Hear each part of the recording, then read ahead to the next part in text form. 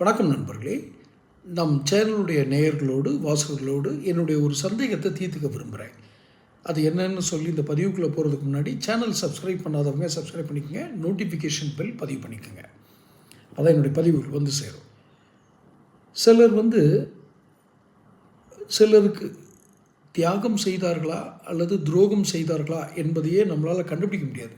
அது உறவு முறையும் அந்த சூழலும் அந்த அவர்கள் வாழ்க்கை முறையும் பொறுத்து தான் அந்த பழி எது சுதந்திரமாக தியாகமாங்கிறது மாறும்.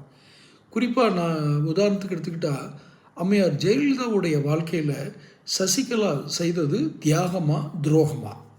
சசிகலா மட்டும் இல்லை, Sasikala family, the whole tree, family tree, சசிகலாவோட தம்பி, அண்ணன், தங்கச்சி மாப்பிள்ளை, பெரிய அக்கா பையன், தம்பி பையன், வரிசையாக அவ்வளோ பேரும் அதிகார மையங்களில் இருந்தாங்க.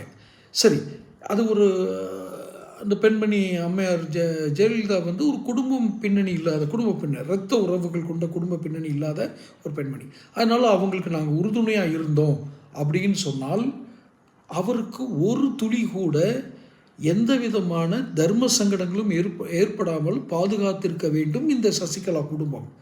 ஆனால் அவரை குப்புற தள்ளியது மட்டுமல்லாமல் சிறையில் தள்ளியதும் குற்றங்கள் தான்.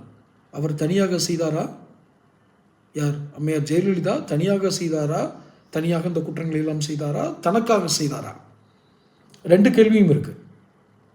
அல்லது செய்வதற்கு நிர்பந்திக்கப்படுத்தப்பட்டாரா? தவறு செய்வதற்கு நிர்பந்திக்கப்படுவது என்பது மாபெரும் பாதகமான ஒரு சூழல். அந்த சூழல் ஜெயலலிதாவுக்கு ஏற்பட்டதா? நம்முடைய மெயின் கொஸ்டினே தான். ஒரு பாதகமான சூழல், ஒரு நிர்பந்தமான சூழலை ஏற்படுத்தி தவறு செய்வதற்கு அவர்களை உந்துவதும் அல்லது வற்புறுத்துவதும் அல்லது இவர்கள் தவறு செய்வதற்கு அவரை துணை போக வைப்பதும், இப்படி செய்தால் இது வந்து துரோகமா தியாகமா? இவர்கள் என்ன சொல்வார்கள்னா, அது ரொம்ப சொல்கிறதுக்கும் கேட்குறதுக்குமே ரொம்ப ஒரு இதான விஷயம். என்னென்னா, அந்த அம்மாவை போய் விகே சசிகலாவை போய் என்ன பண்ணுவாங்கன்னா, தியாகத் தலைவி, சின்னம்மா என்றெல்லாம் சொல்வார்கள் அல்லது சொல்ல வைக்கப்பட்டார்கள். சொல்வார்கள்னால் யாரும் போய் இந்த இந்த ரெண்டு சொல்லுக்கும், சின்னம்மா அப்படிங்கிற சொல்லுக்கும் தியாகத் தலைவி என்ற சொல்லுக்கும் தகுதியானவராக அவர். இன்னும் டிடிவி தினகரன் இருக்கார், இவர் கீழே வர்றதுனால நம்ம சசிகலாவை பற்றி மட்டும் பேசிக்கிட்டோம். அவர் செய்தது தியாகமாக துரோகமாங்கிறத அவரை இப்போ ஆதரிச்சிட்டு இருக்கிறவங்களே சொன்னாலும் போதும். நாகரிகமான மொழியில் கமெண்ட் பாக்ஸில் சொல்லுங்கள். நாமளும் தொடர்ந்து பேசுவோம். சேனல் சப்ஸ்கிரைப் பண்ணிக்கோங்க.